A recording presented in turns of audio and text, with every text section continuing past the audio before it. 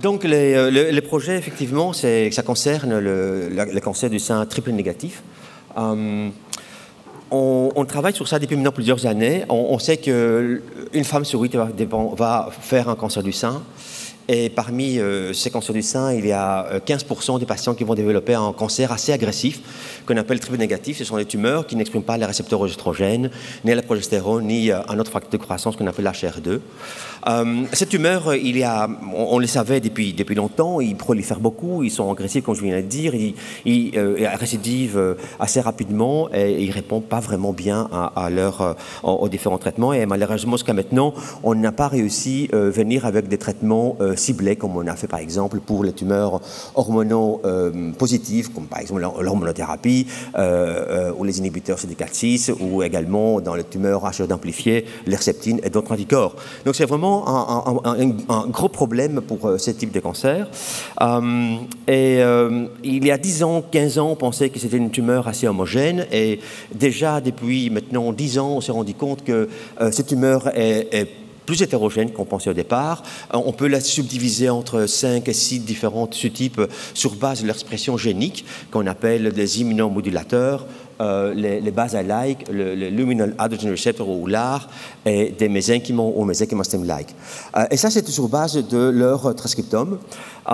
Et depuis quelques années, en doctorant, qui était financé en partie aussi par la Fondation et qui maintenant fait une excellente carrière au Canada, on s'est dit ensemble pourquoi d'essayer de mieux caractériser ce type de cancer du sein triple négatif. Et ça qu'on a fait sur base de leur anomalie au niveau de leur génome et au niveau de leur transcriptome. Et on s'est rendu compte effectivement qu'il y a une hétérogénéité en termes de mutations. Donc on sait par exemple que les bases-like ont des mutations spécifiques par rapport au LAR, ainsi de suite. Et également, on s'est rendu compte aussi qu'il y a des différences en termes d'amplification des lésions, des anomalies dans leur génome.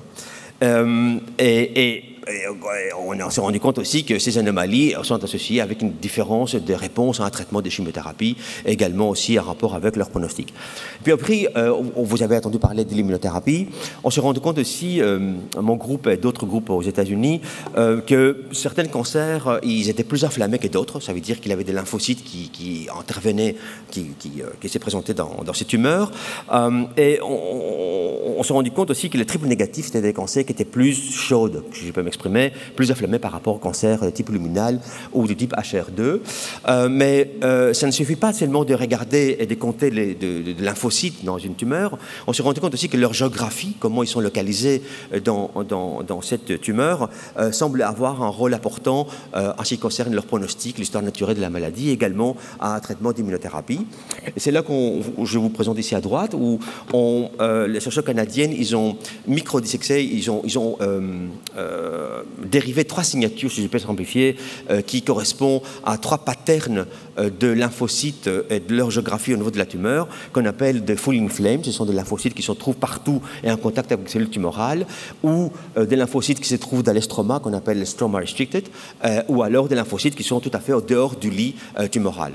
Et déjà, cette localisation, cette géographie de ces lymphocytes joue un rôle important dans les pronostics de l'histoire naturelle, parce que vous voyez par exemple en rouge, c'est les patients qui ont cette pattern de full inflamed, où les lymphocytes sont en contact avec les cellules tumorales, ont un meilleur pronostic par rapport aux autres patients qui, si on compte les lymphocytes, mais le nombre est le même, mais par contre du fait que leur géographie, leur localisation est différente, mais ils vont moins bien en termes de pronostic. Et on se rend compte aussi maintenant que cette localisation semble avoir un rôle aussi également à la réponse à l'immunothérapie. Mais ça ne suffit pas, parce qu'on s'est rendu compte aussi que toutes les patients qui ont en full inflamed, mais ne répondent pas de la même manière au niveau à l'immunothérapie ou à la chimiothérapie, et également les patients qui ont une caractéristique basale ou LAR ne répondent pas de la même manière. Et la raison de ceci, c'est que jusqu'à maintenant, on a étudié la tumeur comme un ensemble. Donc on mélange par exemple, vous voyez ici la tumeur où il y a plusieurs types cellulaires, à la fois des cellules tumorales ou des cellules immunitaires ou stromales, et les signatures géniques, les signatures d'expression génique qu'on obtient provient de cette balque, de cette mélange des ARN, et on perd finalement la hétérogénéité à la cellule près, on perd aussi leur localisation, et c'est grâce aux technologies que le professeur Blapin et d'autres ont expliqué ce matin, on peut maintenant étudier à la cellule près le transcriptome, mais également grâce grâce à une autre technologie qu'on appelle Spatial Transcriptomics ou transcriptomique spatiale, on peut non seulement étudier l'expression des gènes, mais également regarder la localisation, la géographie, où je pense que c'est très important. Et c'est ça que, sur cette technique-là, que nos projets s'inscrivent. Donc, ce sont les 4 objectifs de notre étude. Ici, on veut vraiment caractériser en profondeur cette cancer du sein triple négatif à la cellule près, également en étudiant leur géographie, en étudiant leur interaction entre les cellules tumorales, différents clones de cellules tumorales, et également leur interaction entre les cellules tumorales et les cellules lymphocytaires et stromales. Et on a déjà des données extraordinaires, enfin des données assez étonnantes où certains types de cancers du sein, ils sont plus stromaux, il y a beaucoup plus de stroma activés par rapport à d'autres types de cancers triple négatifs, ainsi de suite. Et in fine, évidemment aussi, on a envie lier ces résultats, cette hétérogénéité avec l'outcome, avec la survie, avec l'histoire naturelle de la maladie et comment ces patients répondent à une chimiothérapie, à une immunothérapie. Ça, c'est le plan du travail qu'on a commencé déjà malgré le Covid. On a une centaine de tumeurs triple négatives qu'on a pu obtenir à partir de notre donnée, de notre biobanque à l'Institut Jules Bordet. On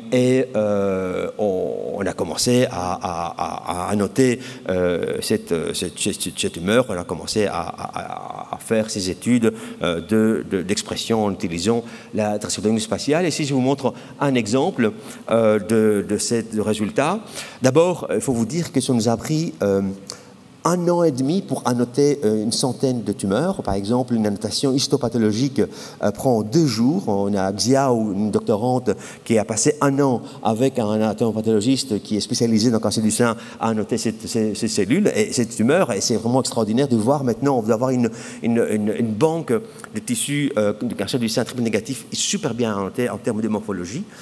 Et en plus, on commence à voir l'expression de différentes cellules tumorales en fonction de leur localisation géographique, encore une fois, et leur interaction avec les cellules tumorales, les cellules stromales. Par exemple, on peut obtenir ici, par différentes couleurs, des clusters de cellules tumorales avec un programme transcriptionnel qui est tout à fait différent du fait qu'ils sont en contact avec des cellules stromales qui sont différentes par rapport à la périphérie, par rapport au centre, ou des différents sous-types de lymphocytes, etc. Et on commence maintenant à mieux caractériser vraiment d'une manière assez profonde cette hétérogénéité. Et on espère que grâce à ça, on pourra identifier les clones létaux, donc les clones qui vont aller vers la métastase et qui malheureusement vont tuer notre patiente, pour venir avec des nouvelles thérapeutiques ou stratégies thérapeutiques en combinant la chimiothérapie avec l'immunothérapie ou d'autres médicaments plus ciblés qu'on espère dégénérer à partir de ces études pour améliorer le traitement de notre patiente avec un cancer du sein triple négatif. Je pense que c'est ma dernière diapositive. Je vous remercie encore pour votre attention.